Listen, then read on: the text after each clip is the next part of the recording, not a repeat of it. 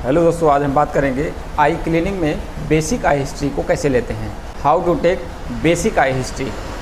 तो इसके बारे में हम बात करेंगे। यदि पेशेंट आई क्लिनिक में आता है तो उसे क्या क्या पूछना चाहिए या पेशेंट से कैसे बात करना चाहिए जिससे पेशेंट के बीच में कम्युनिकेशन बराबर बना रहे। तो सबसे पहले बात करते हैं कि पेशेंट यदि आपके क्लिनिक में आता है तो उससे प्रॉपर तरीके से बैठने के लिए बोलते हैं। सबसे पहला सवाल यह है कि आपका नाम क्या है, आपका एज क्या है, उसके बाद में आप कहाँ से बिलोंग करते हैं। सवाल किया जाता है क्या समस्या हो रही है। तो पेशेंट यदि बोल रहा है कि हाँ हमारी आँख में कुछ पड़ गया, ऐसा लग रहा है कि हमारी आँख में कुछ गड़न सी महसूस हो रही है, चुभन सी लग रही है, आँख से आंसू आ रहा है, आँख लाल हो गई है, तो ये कुछ बेसिक टिप्स आपको पेशेंट बता देता है। उसके बाद आपको उसमें डायग्नोस करना होता है कि पेशेंट को एक्चुअल में क्या समस्या है। अब उसको गड़न हो रही है, आंसू आ रहा है, रेडनेस है, तो वह किस वजह से है, उसकी डायग्नोसिस करना आपका काम है। उसके बाद उससे पूछते हैं कि क्या आपकी आंख में कुछ पड़ा था तो कब पड़ा, या अचानक ही ऐसे एकाएक आपकी आंख में गड़न होना शुरू हो गया। फिर उससे पूछ सकते हैं या कब से हुआ, यानी कि 1 दिन से है, 2 दिन से है या 4 दिन से है। तो इसके बारे में भी सवाल करेंगे तो पेशेंट बताएगा नहीं हाँ हमको 4 दिन से हुआ है या 2 दिन से हुआ है या आज ही अभी शुरू हुआ है। उसके बाद उससे सवाल कर सकते हैं क्या आपने इसके लिए कोई मेडिसिन यूज़ किया है या कर रहे हैं या नहीं।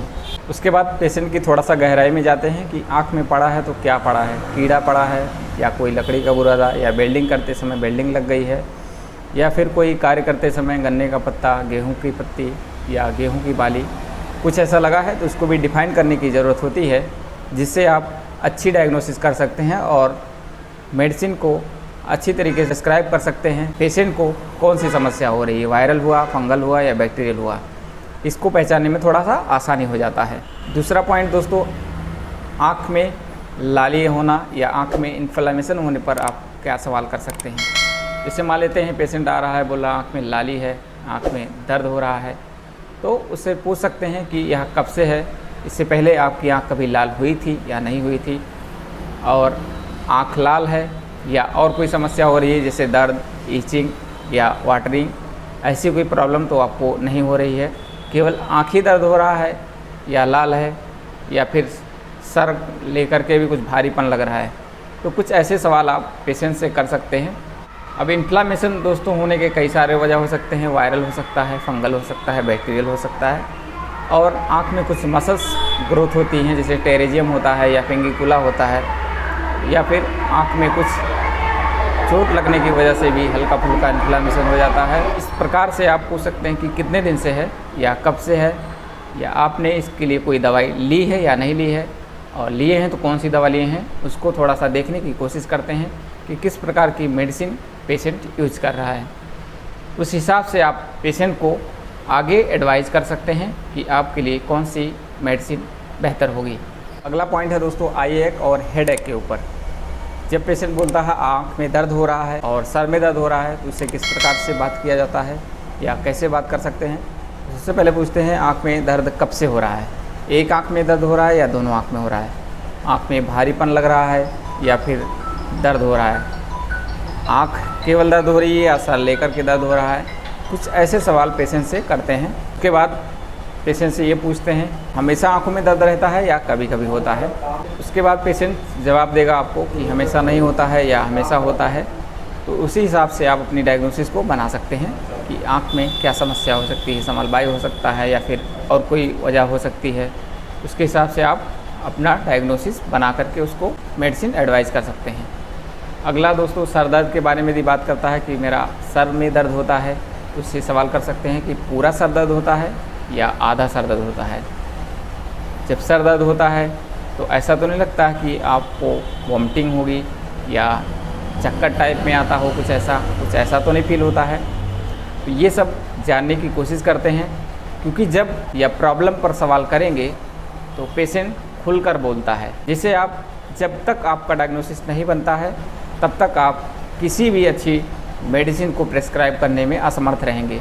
जब आपकी साइन एंड सिम्टम और डायग्नोसिस पूरा क्लियर होगा तभी आपको अच्छी मेडिसिन सजेस्ट करने में आसानी होगी, या जो बीमारी है उस मेडिसिन तक पहुंचने में आपको इजीली फील होगा। दूसरा दोस्तों, ये सब यदि बात करेंगे पेशेंट से तो पेशेंट थोड़ा सहज हो जाता है, उसको फील होता है कि हम एक ऐसी जगह पर आए हैं जहाँ पे फ्रेंडली वर्क हो रहा है, कोई समस्या हमें फील नहीं हो रही है।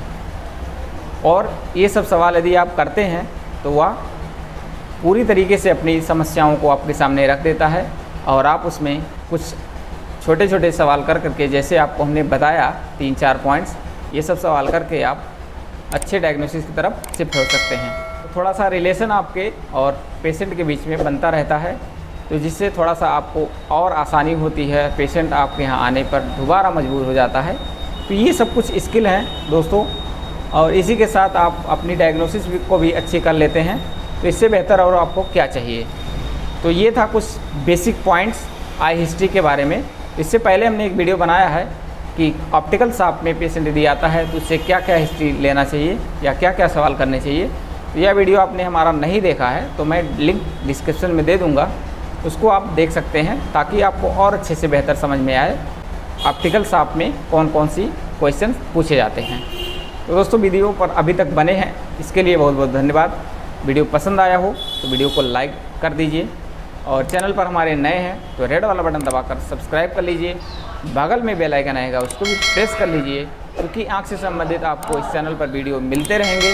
इसी के साथ वीडियो को समाप्त करते हैं। धन्यवाद, नमस्कार, जय हिंद।